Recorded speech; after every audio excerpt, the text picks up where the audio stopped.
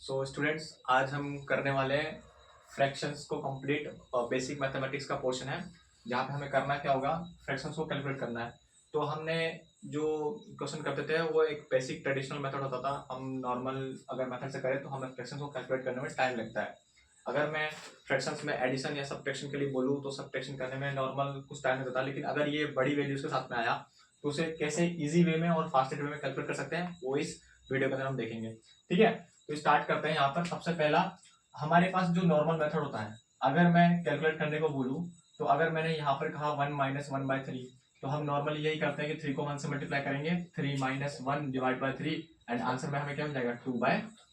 इस तरह से अगर 1 में से हमें कुछ फ्रैक्शन माइनस करना हुआ तो हमें इस तरह से करना होता है। जनरली अगर मान लो मैंने बोला 6 - 2/5 करना है मुझे, तो हम क्या करेंगे यहाँ पर इस क्वेश्चन के अंदर हम वापस वही सेम मेथड अप्लाई करेंगे। 5 6 30 एंड माइनस के यहाँ पे क्या जाएगा 2 डिवाइड बाय 5 और यहाँ से 30 - 2 कितना जाएगा 28/5। इस तरह से हमारा ट्रेडिशनल मेथड होता है, लेकिन इस चीज को हम और फास्ट वे में कर सकते हैं और इजी वे में कर सकते हैं। जैसे मान लो हमें इसे आगे सोल्व करना है, अगर हम इसे आगे फर्दर सोल्व करते भी है, अगर इसको मिक्स फ्रैक्शन में लिखना है मेरे को, तो मिक्स फ्रैक्शन में लिखने के लिए क्या करेंगे, यहाँ पे 5 से इसको डिवाइड करेंगे, 5 5 25 बनेगा। इसके बाद 25 यहाँ पर कितना हो जाएगा 3 बचेगा अभी भी, तो 3/5। इस तरह से हमारा आंसर आएगा। लेकिन अभी मैं इसी क्वेश्चन को, किसी सेम क्वेश्चन को दूसरे मेथड से अप्लाई करके दिखाता हूँ, यानी सेकंड मेथड से अप्लाई करके दिखाता हूँ, जिससे हम इजीली और फास्ट वे में इसको कैलकुलेट कर सकते हैं।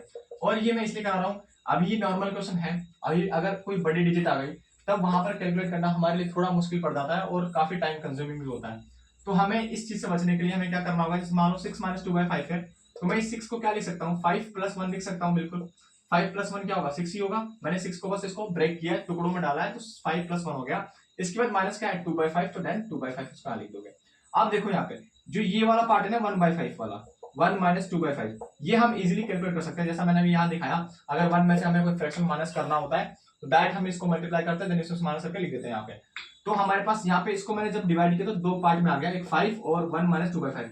जब इसको आगे फर्दर सॉल्व करोगे तो ये जो 5 हमने ब्रेक किया था इसको एज इट इज लिखना है, इसको एज इट इज लिख देना है। लिखने के बाद क्या करना है, इस 5 को इससे मल्टीप्लाई करना है, 5 1 5, 5 - 2 कितना बनेगा 3, ऊपर क्या गया 3 और नीचे क्या यहाँ पे 5, तो 5 आ जाएगा। और यही हमारे पास आंसर दोबारा बन गया। देखो जो ऊपर था वही सेम आंसर यहाँ पर दोबारा आ चुका है, तो हमने इसको ब्रेक डाउन कर लिया। अब देखो ये तो नॉर्मल क्वेश्चन था जिसको हम अगर आसानी से करते तो भी यहाँ पे ज्यादा टाइम कंज्यूम होता और हम सोल्व करते हैं। लेकिन अगर यही क्वेश्चन इस तरह से आ जाता, अगर यही क्वेश्चन ज्यादा टाइम से आ जाता, जैसे मान लो मैंने लिखा 998 माइनस यहाँ पे मैंने लिख दिया 7/11। अब अगर इस क्वेश्चन को मैं करूँ, इस क्वेश्चन को करूँ, अगर मैं वही ट्रेडिशनल मेथड से यूज करके करूं तो मुझे बहुत टाइम लगेगा इसको सॉल्व करने में। और मैंने कहा इसको मिक्स फ्रैक्शन में सॉल्व करना है, तो सॉल्व करने के लिए हमारे पास बहुत टाइम लगेगा। अगर मैं इसको इससे मल्टीप्लाई करता हूं, देन इसके बाद इसमें माइनस करेंगे 7, देन लिखने के बाद जो हमारे पास फ्रैक्शन आएगी, जो इम्प्रॉपर फ्रैक्शन आएगी या फिर प्रॉपर फ्रैक्शन आएगी, उसको डिवाइड करने के बाद हमारे पास एक मिक्स फ्रैक्शन मिलेगा। लेकिन हमें इस चीज को वापस इजीएस्ट वे से सेकंड मेथड से अप्लाई करेंगे। देखो इसको मैं इस तरह से लिख सकता हूं, इसको मैं इस तरीके से लिख सकता हूं, 1997 +1 +1 1997 +1 यानी 1998 हो जाएगा, देन माइनस 7/11। अब जो ये वाला पोर्शन है, ये हम इजीली कैलकुलेट कर सकते हैं और मिक्स फ्रैक्शन में हमारा आंसर आ सकता है इजीली। अब इसका करोगे, इस 1997 को जो हमने ब्रेक डाउन किया था इसको एज इट इज लिख दो। यहाँ पर 11 को 1 से मल्टीप्लाई करो, 11 1 11 माइनस 7 कितना हो जाएगा 4, यहाँ पे क्या आएगा 4/11। तो इस तरह से हम इसको आंसर को कैलकुलेट कर सकते हैं इजी वे में। ठीक है, तो इस तरह से हमें आगे क्वेश्चन करना है। एक और एग्जांपल लेते हैं इसके लिए। अगर मैं एक और एग्जांपल लूं, तो मान लो मैंने यहाँ पर कोई वैल्यू ले ली 20 - 5/11, 20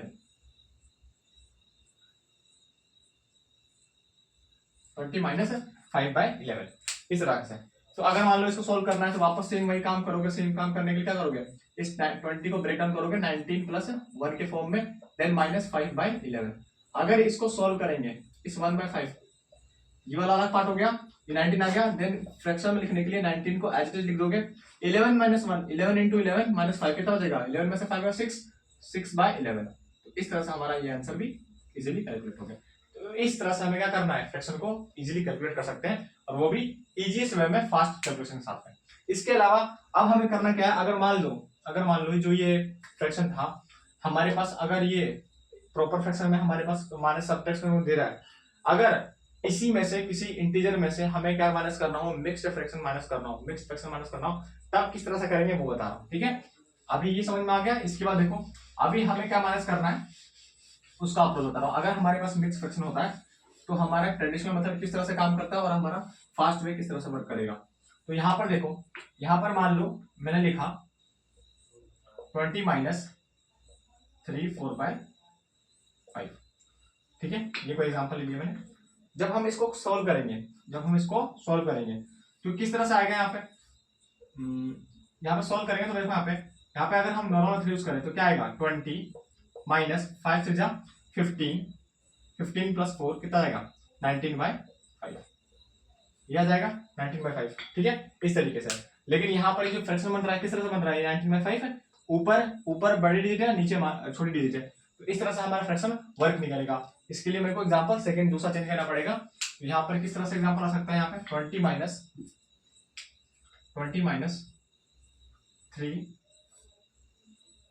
7/11, ठीक है।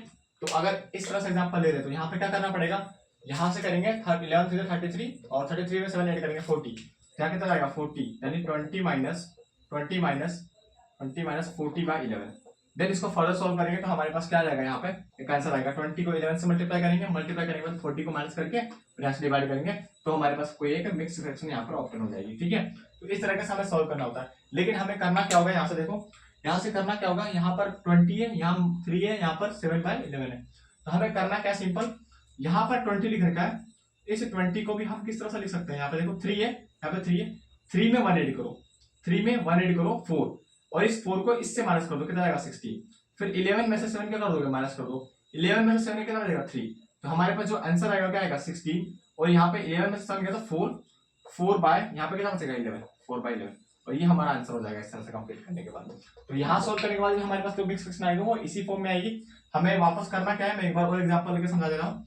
यहाँ पे मान लो मेरे पास कोई एग्जांपल है 15 माइनस 2 3/7, ठीक है। इस तरह से मेरे पास एग्जांपल है। अब इसको नॉर्मल मेथड से सॉल्व करने का तरीका यही है, यहाँ पे क्या करोगे, 15 माइनस 7 to the 14, 14 में 3 ऐड करोगे, कितना आएगा 17/7। देन आगे फर्दर सॉल्व करने के बाद यहाँ पे तुम्हारा कोई मिक्स फ्रैक्शन आंसर वैल्यू आ जाएगी। लेकिन इसको हम सेकंड मेथड से कैसे सॉल्व करेंगे, यहाँ पे मैं इसको एज लिखता हूँ 15। अब यहाँ पे ये बताओ मेरे को, इस 2 में +1 ऐड करने पर 3 आएगा, इस 3 को इसमें से माइनस कर दोगे, 15 माइनस 3 कितना आएगा 12, और यहाँ पे 3/7 है यहाँ पे। तो हमारा जो आंसर बनेगा एक तो 12। अब इसका जो फ्रैक्शन बनेगा वो किस तरह बनेगा, 7 में से 3 को माइनस कर दो, 7 में से 3 को माइनस कर दो, कितना बनेगा 7 - 3 4/7, और इस तरह से हमारा ये आंसर भी कंप्लीट हो जाएगा। तो इस तरह से हम फास्ट वे में कैलकुलेट कर सकते हैं फ्रैक्शंस को। अगर सब्ट्रैक्ट करना हुआ तो हम इस मेथड के अप्रोच से हम आगे क्वेश्चन को इजी वे में कंप्लीट कर पाएंगे, ठीक है।